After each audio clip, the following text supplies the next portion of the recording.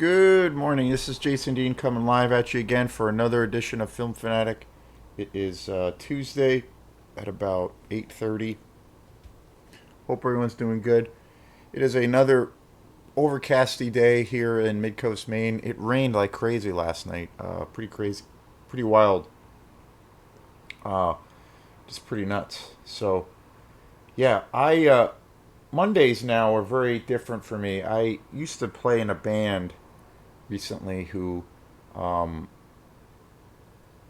it was a it was really a good thing for a while. I had this, there was a string of months, about 6 months or so, where it was just really fabulous, and things really changed a lot for the bad, for the worst, in a lot of ways. So, the whole thing happened with, you know,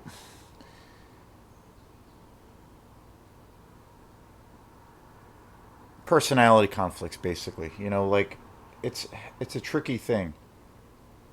This show is going to be again. This will be like a specialty show. This is going to be more focused on my experiences playing in bands and the personalities that entails. Trying to navigate through all of those things. It's a very tricky thing because I've described it and I've always thought of it in a lot of ways. It's kind of like a marriage. You have like a group of guys or girls, like you have, a room full of people that are maybe really creative and they have their strong opinions on things. And, you have something, a commonality, and you create something together. And I've often thought, like, I was thinking about it the other day. It's like you can say be in a music project or some kind of artistic project where you're collaborating with somebody. It doesn't have to even necessarily be music, but it can be some kind of a thing of where you're collaborating with other, you know, fellow artists or people that you have a camaraderie with. And you could be, just as a scenario, like a hypothetical kind of thing, that group or those people could be putting out the greatest, album or the greatest music or the greatest, painting or whatever it is. But for this, I'll stick with music. You could take, like you have a group of guys or girls in the room, they hang out, they play, they're working on this music together, and say, for instance, they happen to create the most incredible music, say, on the face of the earth. But which is great and amazing. But if those people cannot like be in a room together and not be able to problem solve and troubleshoot and be able to have a sense of like real democracy and being able to have everybody's voice, having an acceptance of having everyone's opinion being heard, and also to a degree being understood.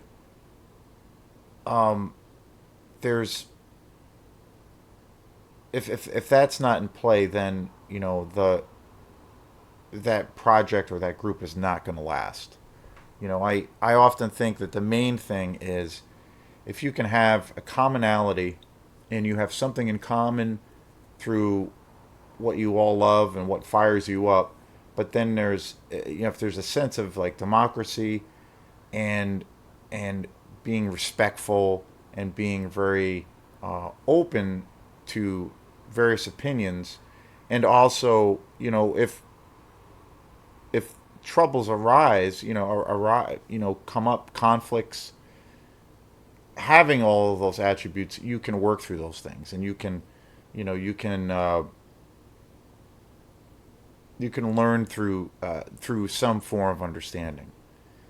But at the end of the day, that group or whatever could be creating the greatest music around or the greatest art around. But if they just can't get along and they can't be adults about how they just interact personally, then, you know, 10 times out of 10, that band is not going to last. And, we've seen that in history. And some people, obviously there's groups out there that have that and have this long legacy, but they don't have the longevity, and they still, in extreme cases, they have broken up in under horrible conditions through, in kind of this worst case scenario. So, I started playing in this band with a coworker, and it was an amazing, really great experience because at one point the band was really, um, I felt kicking ass. It was something I didn't expect. It wasn't, with my schedule, I already play with a lot of different projects. I wasn't looking to start another band. I kind of just don't have the time to do that. But we just had this commonality, and it started out as us just hanging out, having some beers, talking about music, and we realized we had so much in common. And over a period of time, we started actually, jamming together and playing music, and it really was wonderful. And it wasn't a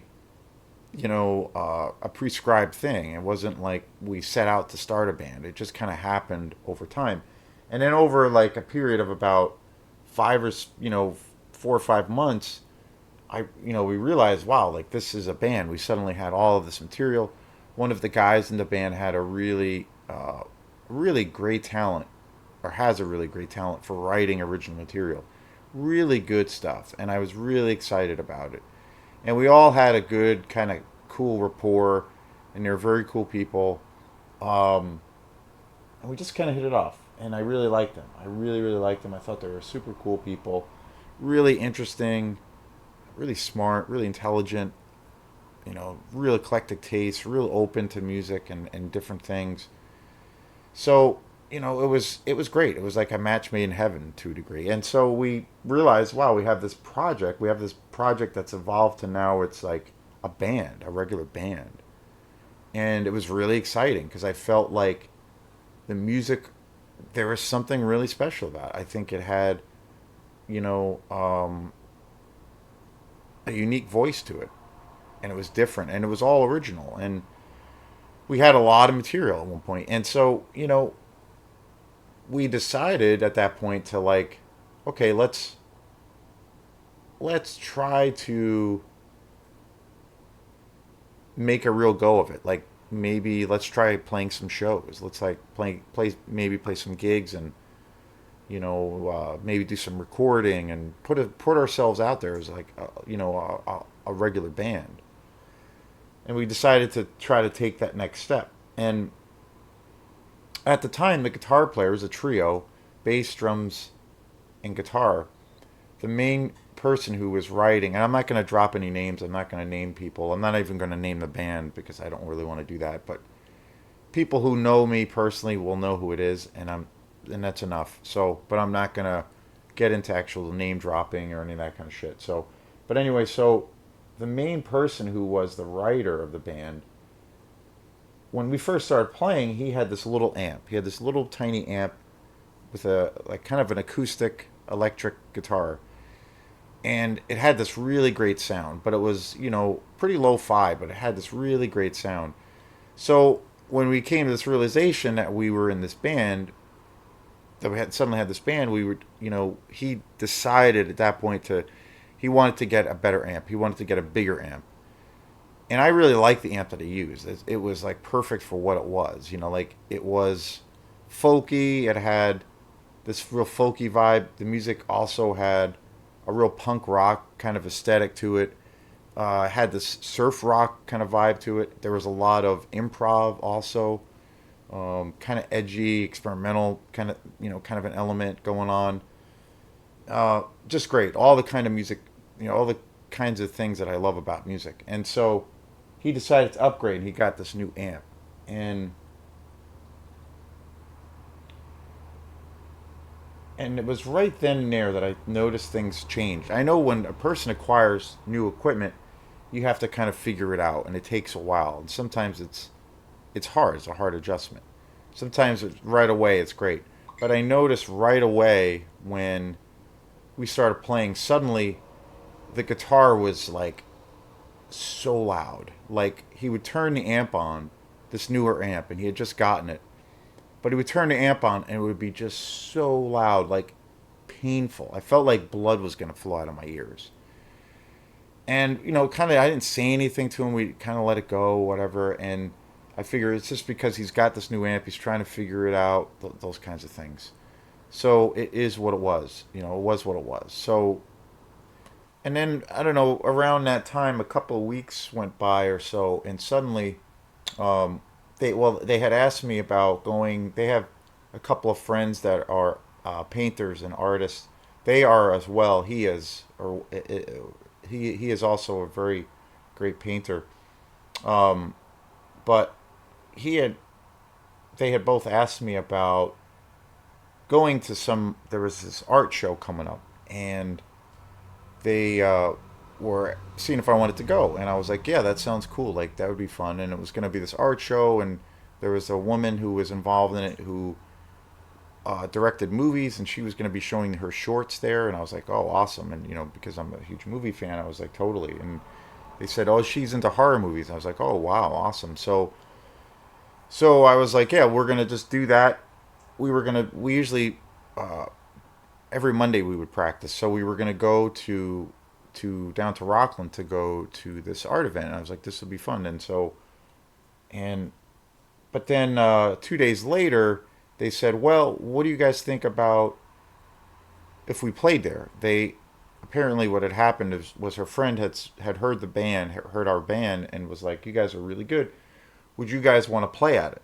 And then suddenly we were like, oh, cool, let's do it. And then we decided then and there to do it. And we were like, okay, let's just do it. And we were gonna play like basically like an hour set and at this art event in Rockland. So we just decided to do it. It was kind of impromptu, few days notice, but I figured why not do it? It's a great way to test this whole thing out and to see how it goes, and our first time playing in front of the public, and those kinds of things. And we had recorded some music, a bunch of our music over the past few months, and I had uploaded some of the tracks.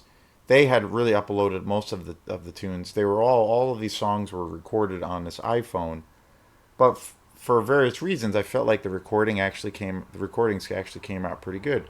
So I had uploaded a bunch of the songs, and I put them on Facebook, and I noticed that like a lot of people were commenting on the videos, and they seemed to really dig it. And he also made some videos with the stuff, and a lot of the stuff was on Instagram, and it looked really cool, and I thought the music sounded great, and I started getting comments from people I knew and some friends that they were like, this is really good. A lot of the times you post things of your own things or projects that you're doing, and people don't really give a shit, and that's fine. But I noticed that people were starting to reach out to me asking about the band, and they were like, this is really cool, like interesting. And I was like, cool. So that was around the time we decided to do this party or this art show. So we ended up agreeing to do it. And we didn't know too much about the logistics. Realized too that last minute that we needed to bring a PA, and so I brought my PA to the event. So when we got to the venue, um, it was kind of a clusterfuck because we got there, and the first door I went to was locked. I couldn't get in, and then I walked around the it's a big building, and I walked around the other side of the building, and and I decided to get there a little bit early because I had to run sound and bring the PA. So I had beaten those guys there. There was nobody else there. And I went to the other door, and that door was locked. And then finally, I drove around the building and tried two other doors, and all the doors were locked. And I was kind of like, okay, what's going on here? And then the rest of the band showed up, and they were like, oh, I'm not sure why we can't get in. And so they decided to call this woman who had gotten us on board for the show. So like 5 minutes later, she came down, and it was about 15 minutes, 15 or 20 minutes of me trying to figure out how to get into the building. I couldn't get into the building. So I was like, okay. And then they called this girl who was the one putting the whole show together. And she finally came down, and then we found out where to load in. So then we drove our cars to the other part of the building, to this back lot area, and where there was a stairwell, and we started loading stuff in. But then I realized where we were playing and where the show was all the way on the top floor, which was like 4 floors up, and there was no elevator, and it was all like these long staircases. So we had to schlep up all of our stuff through through the staircase, and and with the PA stuff, the amps and the drums, you know, I it was like 15 trips up and down stairs, and it was kind of a pain in the ass. But I didn't say anything about it.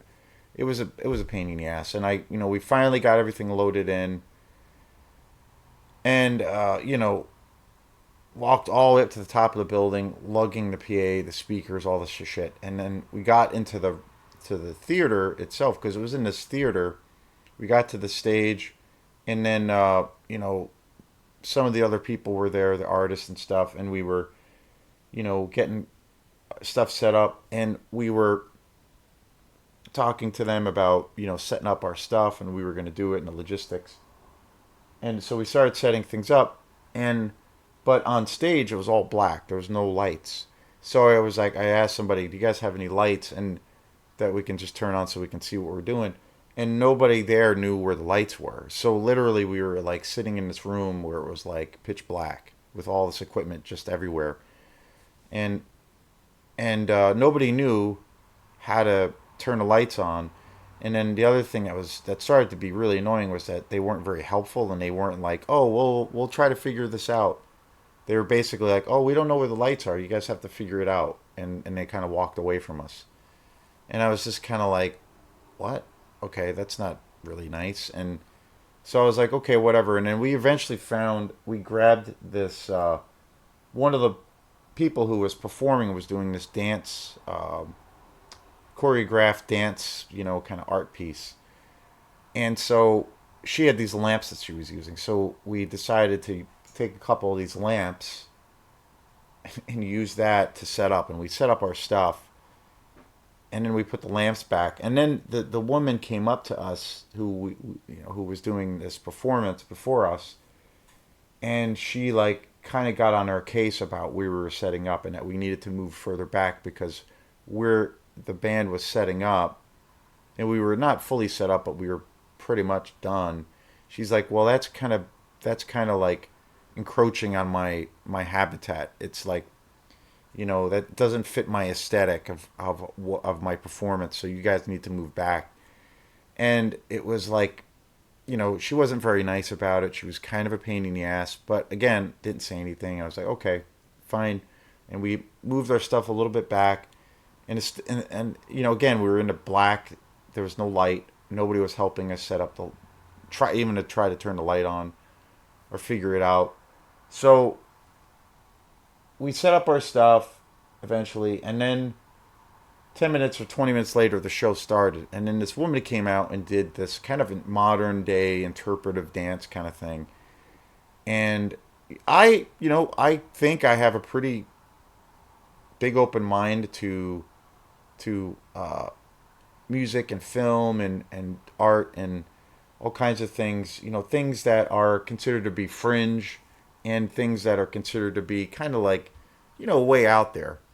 When it comes to music, like I love pop music, but I also love, real experimental stuff. It doesn't matter to me. If it's good, it's good. And I feel like I have a pretty good open mind to that kind of thing when it comes to really anything in the arts, performance art or dance. I was years ago. I used to do a lot of stuff with dance studios and dance companies, and there was a time when we did some collaborations, and I was involved with some collaborations with some theaters that were really fringe and out there, and I love some of that stuff, and as well as music, and so I have a pretty big open mind. I like to think I do, and I try to have that. And but when this woman came out and started doing this performance thing, I just right away felt like, oh my god, this is like the most pretentious bullshit I've ever seen. Because in like her mid performance, like 5 minutes into her performance, she was like, she would stop her performance and tell the audience she wasn't really sure where this was going to go, and she like clearly it wasn't really worked out. Clearly it wasn't really rehearsed, and she was just kind of like, throwing all this shit against the wall, and it was, and then when she would go back to her performance, she would like give this long and overblown explanation about what it meant and the aesthetics around it, and it just came across as so pretentious and so like just total bullshit.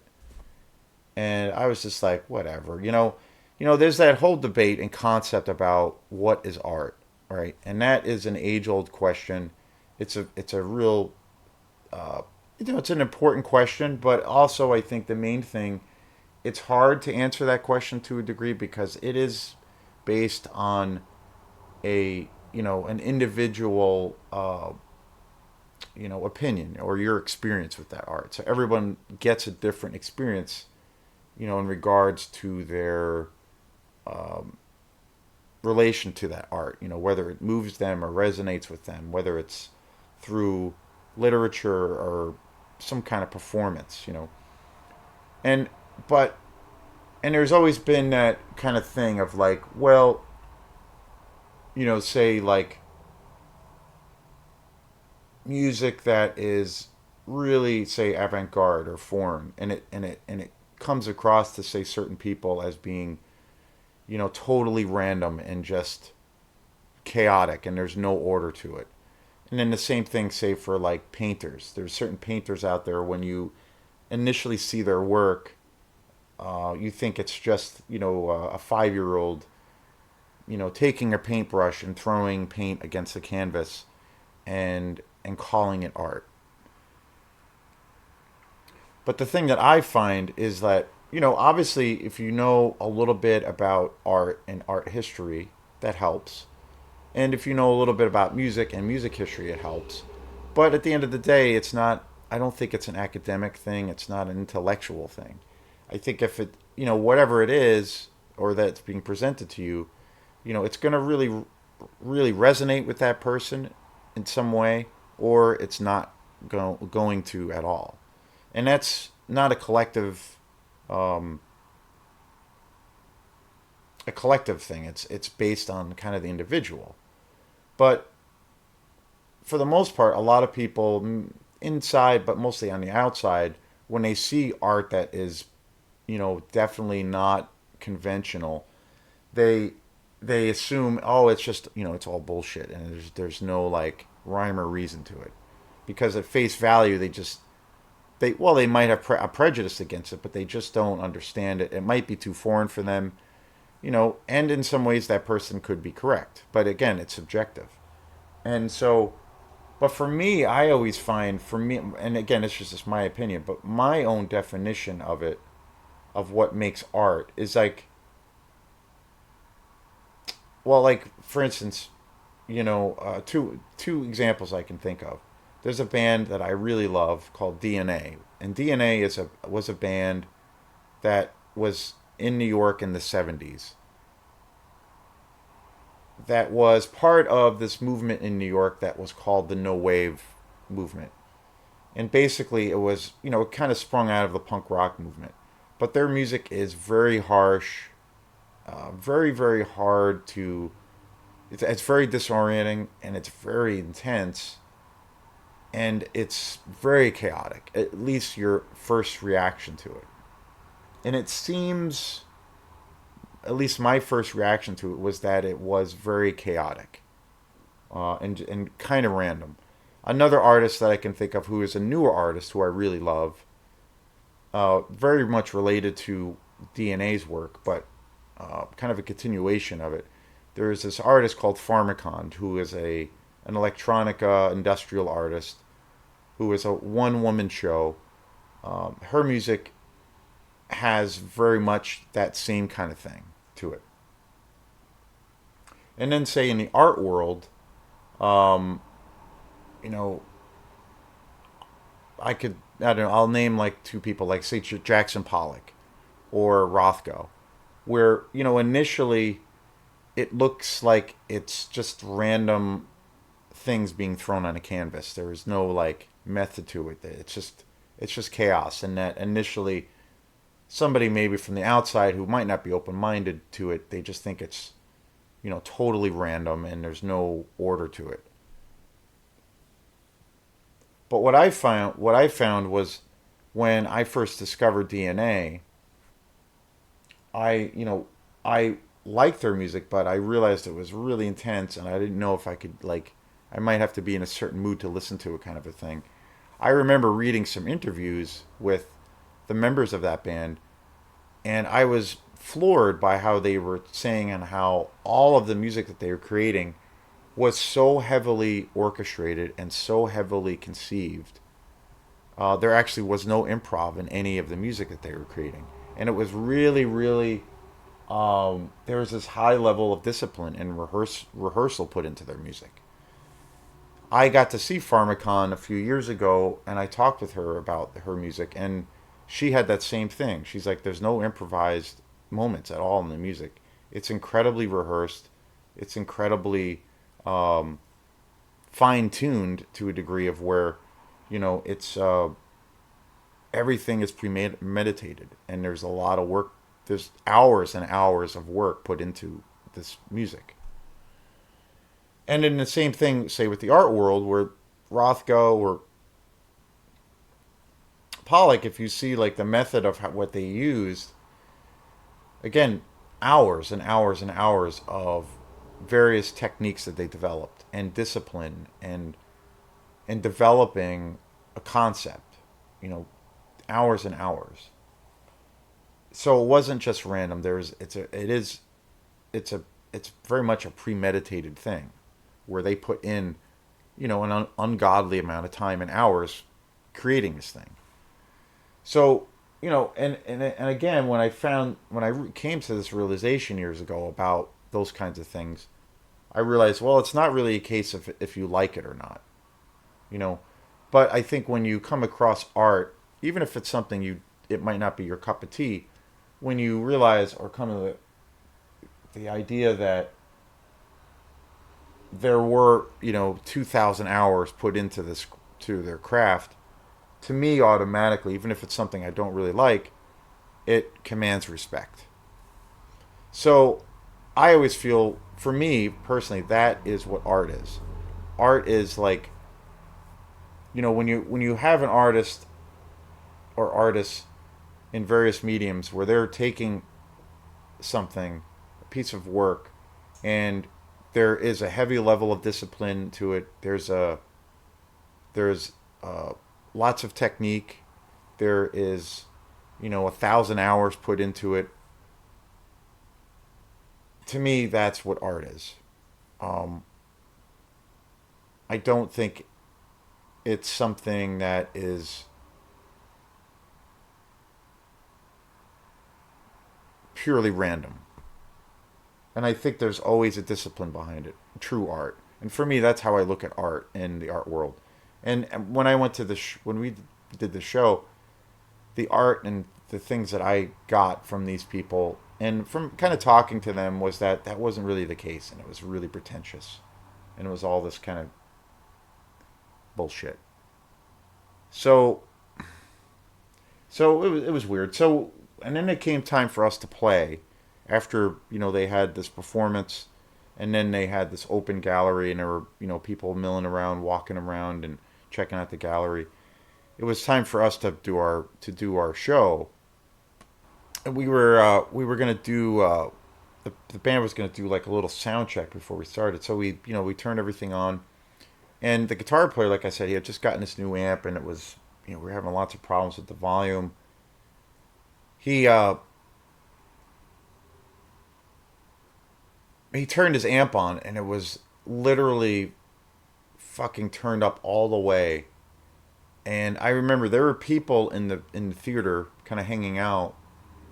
We had told the people we're going to do like a little sound check before we get started, so just bear with us. And when he turned the amp on, there were literally like I remember looking into the audience because I couldn't believe how fucking loud it was. It was like a fucking bomb went off, and it was quiet in the theater. And he turned his amp on, and it was so fucking loud. I just couldn't believe it.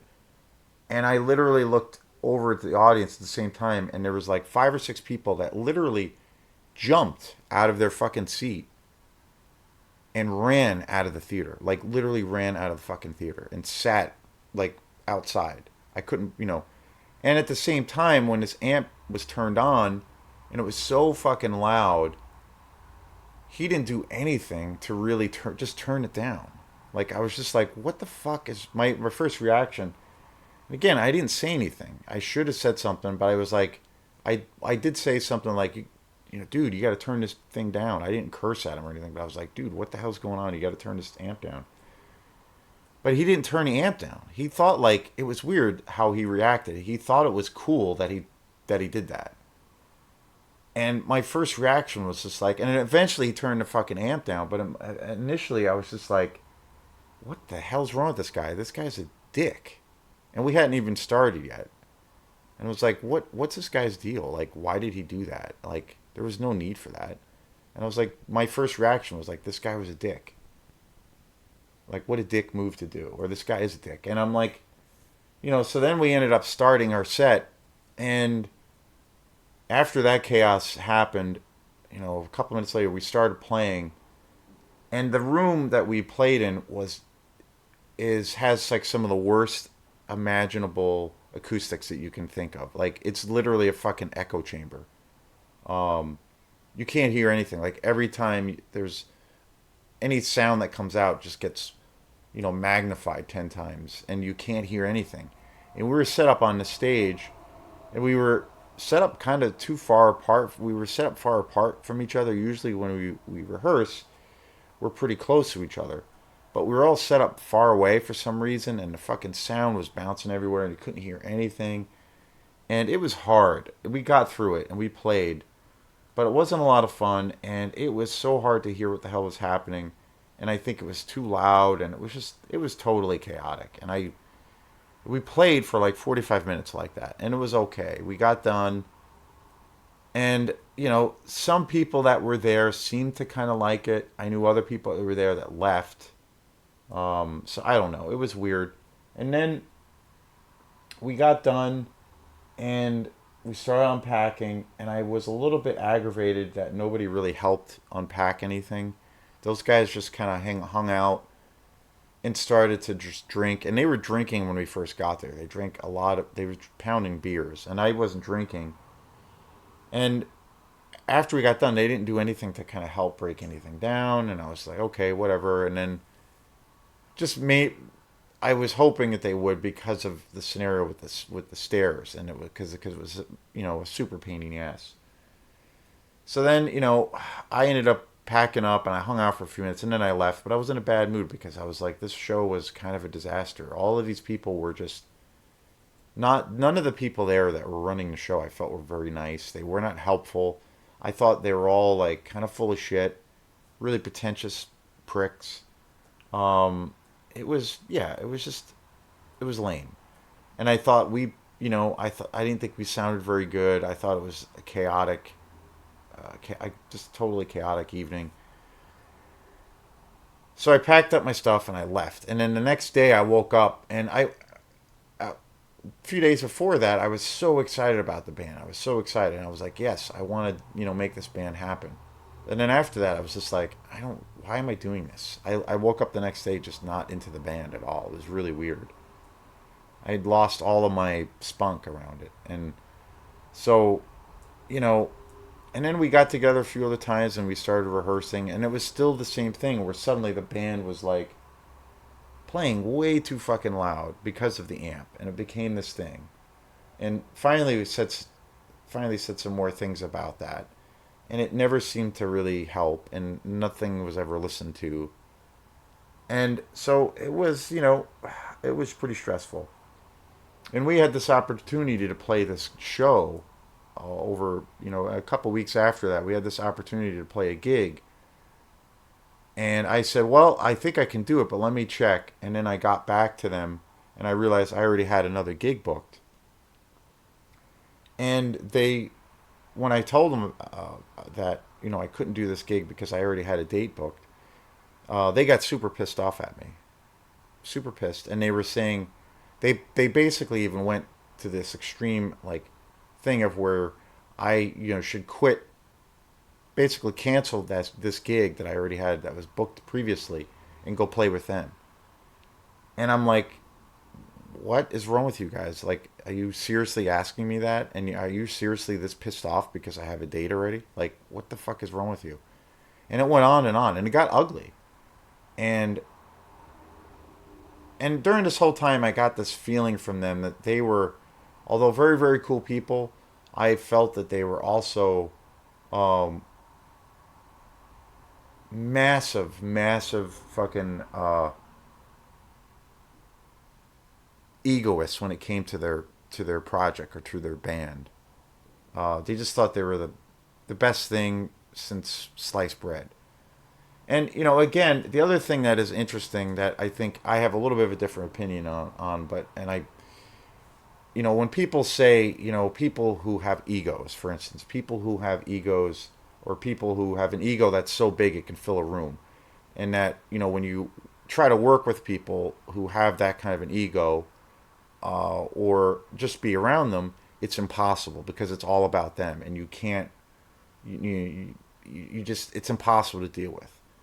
That's a thing that's accepted by everyone, and that's a thing that is, you know, on the pretty much on the mark or on on the money for the most part. But realistically, like I really feel um, the concept of that, of like the ego or somebody who has this big ego or is really pretentious about what they do. I feel I have a different thing about that. I have a different opinion around it, and I don't think, like, I think the word ego has this taboo around it. Like inherently, I think especially in Western culture, the word ego has this notion that ego is bad. You know, especially while it's looked at in Western traditions as like the ego is bad, and that it's a process of like doing away with the ego because that causes pain and misery in your life. And I get that. But I don't really think that the ego, for in my own opinion, I think a person who has, say, a big ego or is looked to be one of those people that falls into that category, they don't actually have a big ego. They actually have a total lack of security. They lack self confidence. They are grossly insecure. They're really insecure about themselves or about something about themselves or something that they do or how they react. They're actually just really really insecure, and so they put themselves out there like they are the cat's meow to overcompensate. um and it has nothing to really do with the ego. Like you have the ego, you have the id. But I feel the ego is actually nurturing the ego. I think is actually a real positive thing. And the way I look at the ego is, I remember reading this interview with the uh, one of my favorite drummers of all time, Antonio Sanchez, and he was talking about this idea of like musicians who have egos, and he's like, well, there's this idea that people who have egos are, or the word ego itself is bad, inherently bad, and that it's a taboo, and that means that person is so full of themselves. But he's like, no, actually, people who carry this kind of demeanor are just really, really insecure. But he said if that person actually had a healthy ego or a healthy sense of self, they would not have to carry themselves in that way. So I always thought that was an interesting concept or an interesting way to think of it. Because I think you have to put self care into yourself before, and you have to, try to love yourself before you can love other people. You have to take care of yourself before other people. If you don't have that kind of grounding in yourself, how can you extend that love to other people? And it's that basic thing that, well, that's kind of essentially the ego, and inherently, that's not bad. That's actually a good thing. And it doesn't really have those necessarily it doesn't necessarily have those characteristics. Well, that person is just thinks that they're God and they're untouchable. No, it's not really that. I think it's more than that. I think it's actually a person who has that is actually a person who is grossly insecure. It's not really about ego. So I kind of have a little bit of a different approach around it, or opinion around it. But as far as like, so those things happened, with the band, with especially around this gig, and I just couldn't believe that it happened. And it was like I got in this whole big argument around that. I had all this pressure put on me, and I finally was just like, what the hell is going on here? And I almost quit the band at this point because it was just like it never ended. And finally, we worked through some things out. They apologized, and you know, and it was what it was. And things got a little bit better, and we decided to, try to move the train forward. And we were still playing, and we had prospects of doing some recording and some other gig prospects. And there was a place that we had a potential gig at, and I had been trying to get a gig there with Quantum for a while, and I was able to finally secure a date there. And they had heard about that or saw a post for it, and they got really pissed off again about that. They were like, basically, that I did some kind of sneaky thing, um, where I turned down our gig for my gig, basically, and I went behind their backs and I did all this shit. And the whole thing exploded again, and it got to this point of where they were accusing me of like being kind of this snaky person, going behind their back and all of this shit. And I explained to them that I've been working on trying to get this gig there for months, and then I finally had the opportunity to do it, and then I did. And so it came up, and it worked out because that date that they happened to give me, I had open, and that the date they had offered this other band was a date I did not have open. That's all it was. And so they gave me so much shit about it, and it just went on and on. And finally, I was just like, "Fuck this! I'm done. I'm done." And I don't feel like I am not a confrontational person at all, by in any means. I really hate confrontation, and I really hate having to be that. I'm kind of a passive person, but it usually takes a lot for me to get really fired up or really pissed off. And the danger of getting really, really pissed off is that you lose control and you can't think anymore rationally. So I don't like doing that, even in those cases. But it does happen, and there have been situations where I have been pushed and pushed and pushed into where I will react and I will get incredibly pissed off, and it does happen. So that's what happened at the end of this whole shit show that it became. And I basically, told them I'm done. Come and get your shit. Get the fuck out of my life. And they came and got their shit. They tried talking to me again. We tried talking again. And then they started harping on those same things, and they started like digging on me. And I was just like, you know what? I basically told them, I'm done. Don't talk to me again. And then that was it. And it's been 2 weeks. And, it exploded. And I didn't want it to happen that way. But I feel like that situation needed that. So, anyway, that's my story, and I'm sticking to it. So, that's the thing. Playing in bands is a lot of fun. Working with people is a lot of fun. But it's also incredibly challenging because it's kind of a marriage. You have to balance. You have to balance how the relationships kind of are interconnected. And I think you have to there's a fine line too with how you mix business and friendship. It gets a little bit more tricky, when you're friends with your coworkers. So you have to figure out how to navigate that stuff. But anyway, this is Jason Dean. This was a little different. This was a different show on just the, tricky situation of band personality dynamics. So thanks again, and we will see you next time. Peace.